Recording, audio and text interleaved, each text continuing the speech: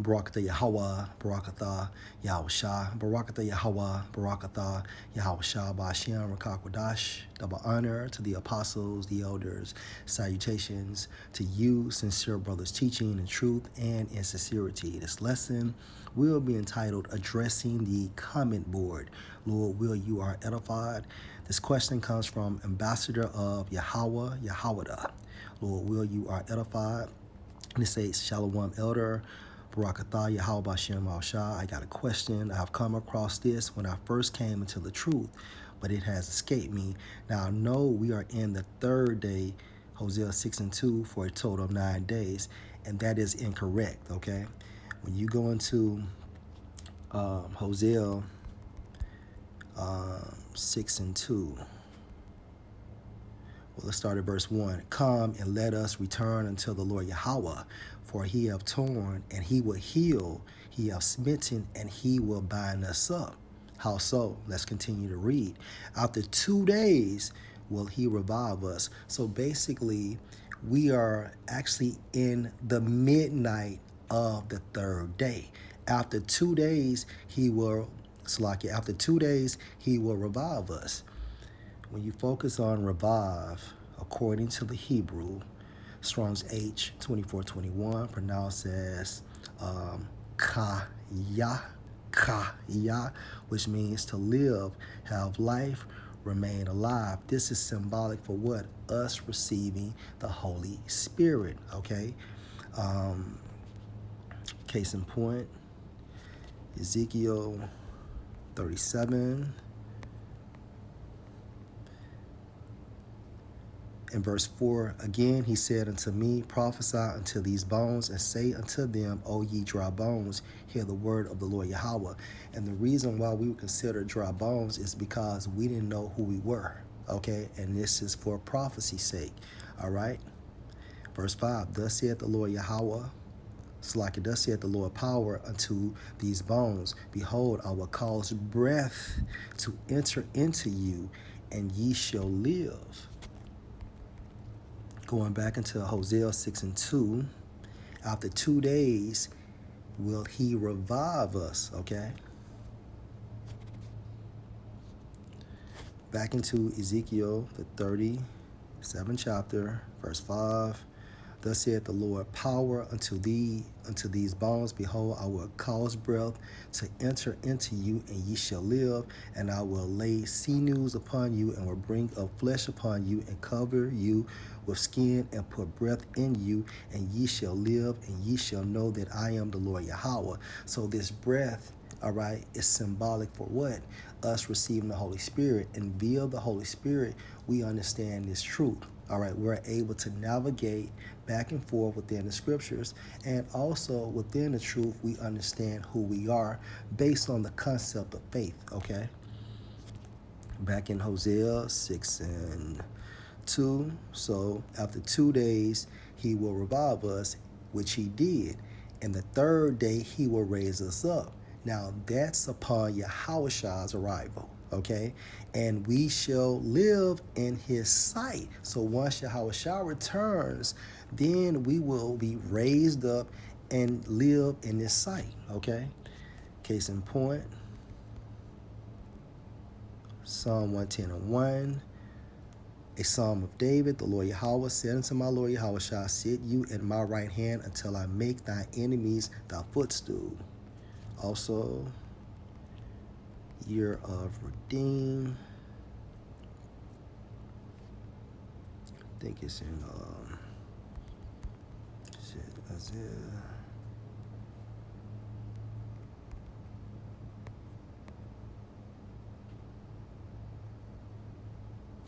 No.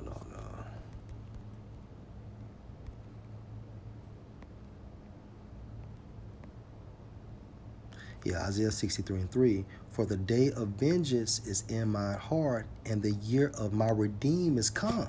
Okay? Back into Hosea 6:2.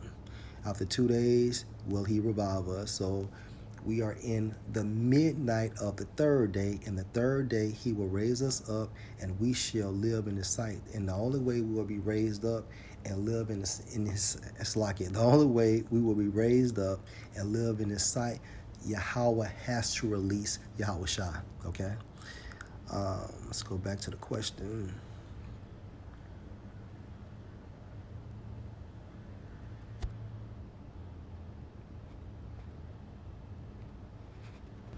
Barakatah Yahweh.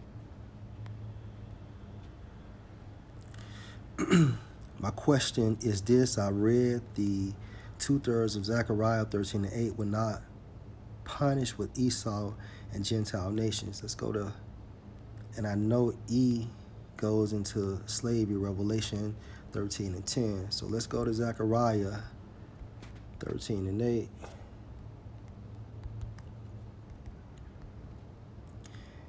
And it shall come to pass that in all the land is referring to America, saith the Lord Yahweh, 2 parts shall be cut off and die. The 2 parts is a reflection of the 2/3, but the third shall be left therein.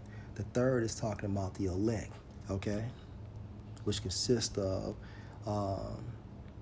the 144,000, some of the 144,000, because you're also going to have 144,000 scattered throughout the 4 corners of the world, and also men, women, and children. Okay. And it shall come to pass that in all the land, saith the Lord Yahweh, 2 parts therein shall be cut off and die, but the third shall be left therein. So 2/3, all right, will stay in America and be cut off and die. Meaning what?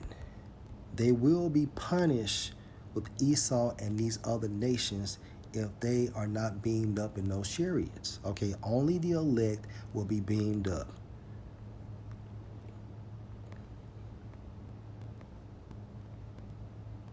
Revelation 18:4, and I heard another voice from heaven saying, come out of her, my people, that ye be not partakers of her sins. Come out of her, meaning what? Come out of America, all right?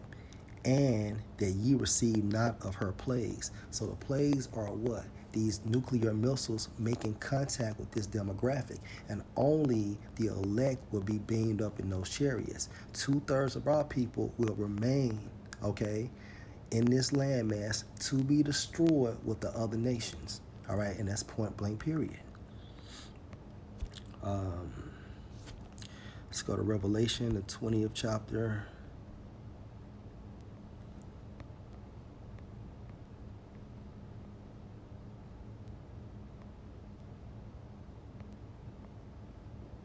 Let me just type it in, lake of fire.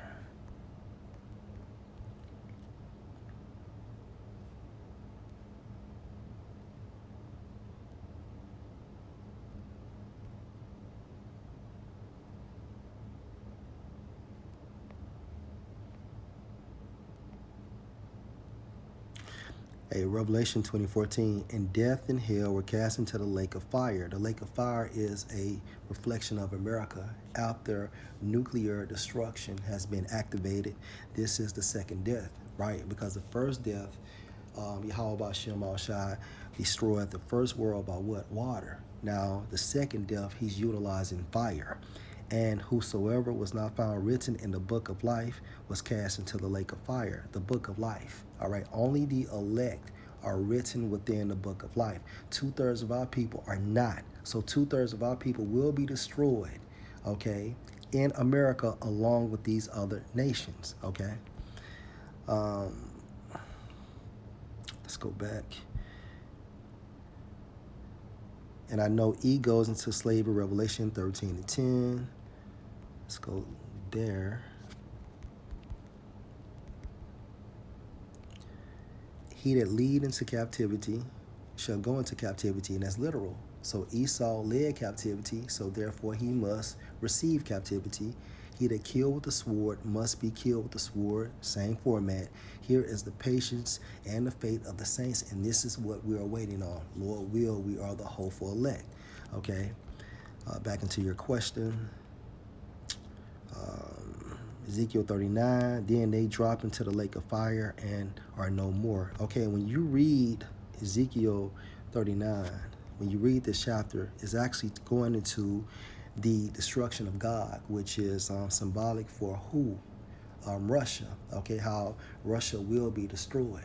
Okay, and also it talks about the redemption of the nation of Israel and how our land will be cleansed, all right, by us using these heathen nations to cleanse our land. So Ezekiel 39 has nothing to do with the lake of fire. Okay, Lord will, you're edified. Shalom.